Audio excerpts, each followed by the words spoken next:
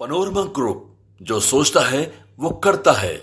नमस्कार, एक बार फिर से आपका बहुत बहुत अभिनंदन करते हैं, स्वागत करते हैं और फिर से एक बार आपके सामने खेल समझिए लेकर के हाजिर हैं।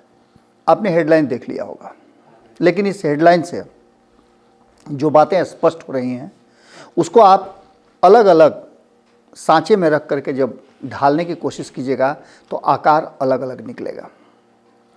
सांचे में ढालने की ज़रूरत इसलिए पड़ गई है कि नीतीश कुमार ने जो घोषणाएं की हैं उन घोषणाओं में बहुत सारे राज छिपे हुए हैं। सबसे पहले तो नीतीश कुमार 29 तारीख को जब राष्ट्रीय कार्यकारिणी की बैठक बुलाए थे दिल्ली में, तो ये बातें कही जा रही थी कि नीतीश कुमार कोई बड़ा फैसला ले सकते हैं। लेकिन नीतीश कुमार इतना बड़ा फैसला ले सकते हैं, कितना बड़ा फैसला ले सकते हैं, ये तब और ज़्यादा स्पष्ट हो गया जब उन्होंने राष्ट्रीय परिषद की बैठक बुला दी। राष्ट्रीय परिषद की बैठक पर लेकर के हम लगातार खबरें चला रहे हैं। हमने आपको कई एंगल उसके बताए हैं, उसके क्या परिणाम हो सकते हैं ये भी बताया। हमने बताया कि नीतीश कुमार के पास लास्ट ऑप्शन क्या है और नीतीश कुमार के पास कितना ऑप्शन है, ये सारी चीज़ें हम बता रहे हैं। लेकिन अब जो वर्तमान परिस्थिति बनी है उसमें नीतीश कुमार के साथ जो उनके सांसदों ने दिल्ली में मुलाकात किया है, बैठ करके चाय नाश्ता किया है और इस चाय नाश्ता के बीच क्या क्या बातें हुई हैं, किस एंगल पर बातें हुई हैं, ये सारी बातें अब धीरे धीरे करके छन छन कर आने लगी हैं। अंदर की बात अगर कहें तो कहीं ना कहीं एक बात तो साफ नज़र आता है कि कोई खेल बड़ा होने वाला है। क्या लालू प्रसाद 29 तारीख को कोई ऐसा फैसला लेंगे जो पहले से परंपरा चली आ रही है? क्या अध्यक्ष बदलेगा? क्या नीतीश कुमार अपने हाथ में एक बार फिर से पार्टी की कमान लेंगे? हम लगातार ये बातें कह रहे हैं। हमने आपको कहा भी था कि हम लगातार इस बात को रिपीट कर रहे थे कि ललन सिंह जब से अध्यक्ष बने हैं तब से पार्टी के भीतर एक बड़ा वैक्यूम आ गया है, एक बड़ी टूट होती जा रही है। धीरे धीरे करके लोग बाहर होते जा रहे हैं। ये हो सकता है कि ललन सिंह का एडमिनिस्ट्रेशन हो जिसमें लोग फिट नहीं बैठते हों, या फिर ललन सिंह की एरोगेंसी हो जिसके चलते लोग छोड़ करके जा रहे हों। इसकी शुरुआत आरसीपी सिंह से होती है। आरसीपी सिंह सबसे पहले व्यक्ति थे जो छोड़ करके गए और आपको याद होगा कि आरसीपी सिंह और ललन सिंह 2019 के चुनाव में जिस तन्मयता से आरसीपी सिंह ने ललन सिंह को जितवाने में अपनी सारी शक्ति लगा दी थी, वो बातें देखने को नहीं मिली। जैसे ही आरसीपी सिंह केंद्रीय मंत्रिमंडल में शामिल होते हैं, ललन सिंह का पारा गर्म हो जाता है और वहाँ से कहानी बदल जाती है। ललन सिंह अध्यक्ष बनते हैं और आरसीपी सिंह की विदाई हो जाती है। वो आरसीपी सिंह जो कभी नीतीश कुमार के आंख नाक कान हुआ करते थे। खैर, नीतीश कुमार के आंख नाक कान कौन कब बने ये नीतीश कुमार ही फैसला करते हैं। नीतीश कुमार ने अपने आंख नाक कान को अपने से अलग होने में कोई कोताही नहीं की, कोई देर नहीं की, तुरंत उन्होंने अलग कर दिया और आरसीपी सिंह बाहर हो गए। ये पहली घटना थी जो एक बड़े नेता ने नीतीश कुमार का साथ छोड़ा था और यहाँ से एक नई शुरुआत होती है। ललन सिंह नीतीश कुमार के सबसे करीब रहे। जिस तरह से आरसीपी सिंह करते रहे उस तरह से ललन सिंह करें। इसके आगे जैसे ही आरसीपी सिंह बाहर निकलते हैं और आरसीपी सिंह को हटाने के लिए जिस तरह से उपेंद्र कुशवाहा के साथ लगातार दोस्ती बढ़ाते चले जाते हैं ललन सिंह, वो भी बातें बहुत सारा असर करती है। कहीं ना कहीं लौकुश समीकरण में ऐसा लगने लगता है कि कहीं ऐसा ना हो कि नीतीश कुमार के बाद आरसीपी सिंह पार्टी का कमान अपने हाथ में ले ले। इसलिए ललन सिंह उपेंद्र कुशवाहा को लेकर के ये प्लान बनाते हैं कि आखिर वारिस तो आप ही बनेंगे लौकुश के, और आरसीपी सिंह विदा हो जाते हैं। उसके बाद नंबर आता है उपेंद्र कुशवाहा का। उपेंद्र कुशवाहा और अशोक चौधरी के बीच में जो टूनटान होता है या और भी कई बातें होती हैं जिसको लेकर के उपेंद्र कुशवाहा को भी पार्टी से बाहर का रास्ता देखना पड़ता है। ये दूसरा बड़ा विकेट था जो ललन सिंह के कार्यकाल में गिरा जब वो पार्टी के अध्यक्ष थे। तीसरी सबसे बड़ी बात कि सिर्फ इतना ही नहीं हुआ, सिर्फ आरसीपी सिंह और उपेंद्र कुशवाहा को मत देखिए, आप देखिए कि आरसीपी सिंह के साथ जो बड़े बड़े धड़े गिरे हैं जिसमें कई नाम हैं। कन्हैया सिंह जो एक शिक्षाविद भी हैं और नीतीश कुमार के लिए हर कुर्बानी देने को तैयार थे, वो भी वहाँ से चले गए। इसके बाद संतोष महतो की बात कर लीजिए, छपरा से आने वाले हैं और नीतीश कुमार के लिए, नीतीश कुमार के कभी बहुत करीबियों में से हुआ करते थे, नीतीश कुमार के बहुत प्रिय हुआ करते थे। अति पिछड़ा का उन्होंने उनको पूरा बिहार दे दिया था उसके अध्यक्ष बना करके। इसके साथ साथ बात इतनी ही नहीं हुई, खास करके सवर्ण समाज के लोग, जिसमें से राजपूत समाज के कई नेता, अमित सिंह जिन्होंने अपनी पार्टी बना ली वो भी पार्टी से बाहर हुए, जितेंद्र नीरज वो भी बाहर हुए, और ऐसी लंबी लिस्ट है जो अलग अलग समुदाय से लोग आते हैं आरसीपी सिंह के पीछे पीछे खाली कर गए। उपेंद्र कुशवाहा के साथ भी वही हुआ। उपेंद्र कुशवाहा के साथ एक आध लोगों को छोड़ करके अगर आप देखिए तो पूरी की पूरी टीम जो उपेंद्र कुशवाहा के साथ आई थी पुनः वापसी में चली गई। और ये घाटा किसको हुआ? जनता दल यूनाइटेड और नीतीश कुमार को। एक तो नीतीश कुमार की बदनामी हुई, दूसरा जनता दल यू कमजोर हुआ। आप लाख उस पर पेबंद लगा दें लेकिन चिथड़ा ही है। छेद धीरे धीरे बढ़ता चला गया और उसके बाद सुहेली मेहता से लेकर के यह सिलसिला जब शुरू हुआ तो रणवीर नंदन तक आकर के रुका। लेकिन अभी भी ये हम सिर्फ उन बड़े नेताओं की बात कर रहे हैं जो रोज कई छोटे छोटे नेता, कई पुराने नेता जो धीरे धीरे करके जनता दल यूनाइटेड छोड़ रहे हैं। उनका एक ही बात का कहना है और वो है कि ललन सिंह के साम्राज्य में उनका कोई स्थान नहीं है, न उनका मान सम्मान है, न और कुछ बात है। आपको याद होगा बहुत पहले एक मीटिंग चल रही थी पटना में। उस मीटिंग में एक शख्स ने उठ करके कहा था कि मैं समता पार्टी के समय का हूं, ललन बाबू के पास जाता हूं तो मेरी बात नहीं सुनते हैं।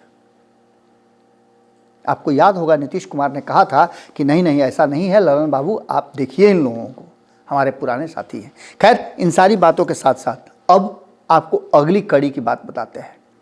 आखिर ललन सिंह का हाथ लालू के हाथ में देकर नीतीश कुमार आखिर कौन सा स्क्रिप्ट लिख रहे हैं? हमने आपको कई बार कहा कि नीतीश कुमार के पास ऑप्शनों की भरमार है। लालू प्रसाद के लिए ऑप्शन नहीं है कि सत्ता में बने रहने के लिए बिना नीतीश कुमार के उनके पास कोई विकल्प नहीं है। ललन सिंह चाह करके भी इतने विधायक नहीं जोड़ सकते हैं जिससे कि नीतीश कुमार की तरह लालू प्रसाद एक बार फिर से अपने पुत्र को सत्ता में बिठा करके बिहार का मुख्यमंत्री बना लें। लेकिन भीतर खाने से एक खबर आ रही है, उस खबर को हम बताते हैं, जो सीधे ललन सिंह और नीतीश कुमार ने जो मीटिंग की है, उस मीटिंग में जो सांसद जुटे थे और जो नहीं जुटे थे उनके बीच क्या खिचड़ी पक रही है। लेकिन सबसे बड़ी बात यह है कि नीतीश कुमार ये सारी बातें समझ गए हैं। जहाँ तक सीट शेयरिंग की बात है, आपको याद होगा कि सीट शेयरिंग के फॉर्मूले के लिए नीतीश कुमार को बिहार के लिए अधिकृत किया गया है। इससे पहले आपने ये भी सुना होगा कि जब तीसरी मीटिंग हुई थी महाराष्ट्र में, मुंबई में, उसके बाद सीट शेयरिंग पर नीतीश कुमार ने काफ़ी कुछ कहा था और कहा था कि पहले सीट शेयरिंग कर ले। लेकिन इन सारी बातों को ठंडे बस्ते में डाल दिया गया था और जब ये बातें लालू प्रसाद सीट शेयरिंग की नीतीश कुमार से करने आए थे तो सीधे तौर पे नीतीश कुमार ने कह दिया कि 40 में से 20 सीट मेरा, मुझे जिसको देना होगा मैं दूंगा, जिसे पार्टी जिस संगठन में लाना होगा उसको ले आऊँगा, लेकिन आप 20 सीट में बाकी के लोगों को दें। आप बात समझ रहे होंगे। कांग्रेस सहित वाम दलों को नीतीश कुमार ने साफ तरीके से कह दिया है कि आप मेरे नहीं बल्कि लालू प्रसाद के एलाइंस पार्टनर हैं। मेरे पार्टनर हिंदुस्तानी अवाम पार्टी हुआ करते थे जो अब इसका हिस्सा नहीं है। उसके हिस्से का सीट मेरे पास चाहिए। 3 सीट या 4 सीट जो भी उनको देना था, 17 सीट मेरा था, 20 सीट मुझे दे दीजिए और बाकी के 20 सीटों पे आप लोग जैसे बंटवारा करना है, जो जितना लेना है ले ले। यहाँ एक बड़ा कंट्राडिक्शन है और यहाँ आकर के नीतीश कुमार ने एक चेकमेट किया है। लालू प्रसाद और ललन सिंह के बीच जिस तरह से आप देखे होंगे बार बार तेजस्वी यादव को मुख्यमंत्री बनाने की चर्चाएं चल रही थी, कितनी सच्चाई थी ये कहना थोड़ा मुश्किल होगा, लेकिन भीतर खाने से जो खबरें उठ करके आई थी, और बिना आग के धुआं नहीं होता है। आपको बता दें कि ये कयासों के बाजार में सबसे ऊंचे भाव में चल रहा था कि ललन सिंह हर परिस्थिति में चाहते हैं कि नीतीश कुमार केंद्रीय राजनीति में जाएं और लालू प्रसाद के हाथ में यानी तेजस्वी यादव के हाथ में सत्ता सौंप दें और उन्हें मुख्यमंत्री की कुर्सी दे दें। यहाँ तक बात चली थी कि तेजस्वी यादव को मुख्यमंत्री बनने के साथ किनको किनको उप मुख्यमंत्री बनना है, जिसमें ललन सिंह अपने लिए भी एक कुर्सी खोज रहे थे। लेकिन अब जो बातें सामने आई हैं उसमें साफ लग रहा है कि जिस तरह से पार्टी की रीढ़ कहे जाने वाले वरिष्ठ नेताओं ने ललन सिंह का नाम लेकर के पार्टी से विदाई ली, हम लगातार इस बात को रखते रहे हैं। नीतीश कुमार को लेकर के भी हमने कहा था कि 18 वर्षों से नीतीश कुमार ने जिस तरह से बिहार को चलाया है, भले ही उनके कार्यकाल 2005 से लेकर के 2010 तक या 13 तक का कहा जाता हो बेहतर कार्यकाल था, लेकिन नीतीश कुमार पिछले 18 वर्षों से है और नीतीश कुमार के साथ चाहे एनडीए हो या महागठबंधन हो, सभी जुड़ने के लिए ललायत रहती है। इसका सीधा मतलब है कि नीतीश कुमार के पास वो क्षमता जो नेतृत्व करने की थी वो है। अब ऐसी स्थिति में, बदली हुई परिस्थिति में जो सामने से नजर आ रहा है, वो साफ लग रहा है कि नीतीश कुमार पर दबाव बनाने की कोशिश की जा रही थी। उस दबाव से नीतीश कुमार निकलना चाह रहे हैं। हमने खबरों में बताया भी था कि अगर नीतीश कुमार अपने हाथ में कमान नहीं लेते हैं तो पार्टी के साथ साथ उनकी कुर्सी भी चली जाएगी। अब इस बात से तो नीतीश कुमार आगे निकल गए हैं कि अब नीतीश कुमार को कोई भी कुर्सी से बेदखल नहीं कर सकता है 2024 के चुनाव तक, क्योंकि नीतीश कुमार के पास अब ऑप्शन है। हमने आपको कल ही बताया था ये खबर कि नीतीश कुमार जैसे ही ये एहसास हो जाएगा नीतीश कुमार को कि एक बड़ी साजिश है और उनकी कुर्सी छीनने की कोशिश की जा रही है, तो वो सीधे विधानसभा भंग करने का उनके पास पावर है, कर सकते हैं। उसमें किसी की इजाज़त लेने की ज़रूरत नहीं है उन्हें। और विधानसभा भंग हो जाने के बाद सरकार बनने की स्थिति नहीं नजर आ रही है, क्योंकि अगर आरजेडी और भाजपा मिलकर के सरकार बनाती है तो ये नीतीश कुमार के लिए सोने में सुहागा का काम कर जाएगा। ऐसा संभव भी नहीं है। तो ऐसी स्थिति में नीतीश कुमार ये बात समझ गए हैं। तो आगे बड़ा खेल क्या होगा? बड़ा खेल ये है कि नीतीश कुमार के फैसले पर सब कुछ टिका हुआ है। अगर 29 तारीख को नीतीश कुमार कोई बड़ा फैसला कर लेते हैं तो जो सांसद हैं वो दो खेमे में बटे हुए हैं, और दोनों खेमे में बटे हुए ऐसे सांसद हैं जो अभी भी पेंडुलम की तरह हैं। उसमें से कुछ सांसद ऐसे हैं जो नीतीश कुमार में अभी भी आस्था रखते हैं। इन 16 सांसदों में लगभग आधे आधे की स्थिति है। कई लोग हैं जो अभी भी इस बात को लेकर के इंतजार कर रहे हैं कि यदि नीतीश कुमार से पहले वो कूद जाएंगे उधर दूसरे खेमे में तो उन्हें फायदा मिल जाएगा, लेकिन ऐसा होता हुआ नजर नहीं आ रहा है।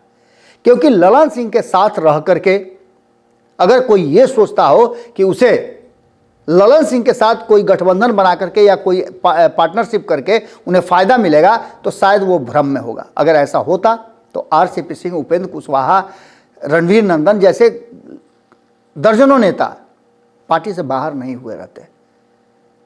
अब देखना दिलचस्प होगा कि नीतीश कुमार क्या रणनीति बनाए हैं। नीतीश कुमार ने अब तक अपने पत्ते नहीं खोले हैं, लेकिन जो जानकार हैं वो बता रहे हैं। हमने भी आपको बताया है कि नीतीश कुमार ने वो स्क्रिप्ट लिख के रख लिया है, किसी को बताया नहीं है, और 29 तारीख को उस स्क्रिप्ट पर पूरी की पूरी फिल्म लिखी जाएगी और मुहूर्त उसी दिन होगा।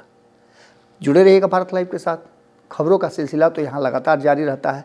ये विश्लेषण आपको कैसा लगा ज़रूर बताइएगा, क्योंकि इस विश्लेषण के बाद हम आपको और भी कई भीतर की खबरें बताएंगे और काफ़ी चौंकाने वाली खबरें हैं।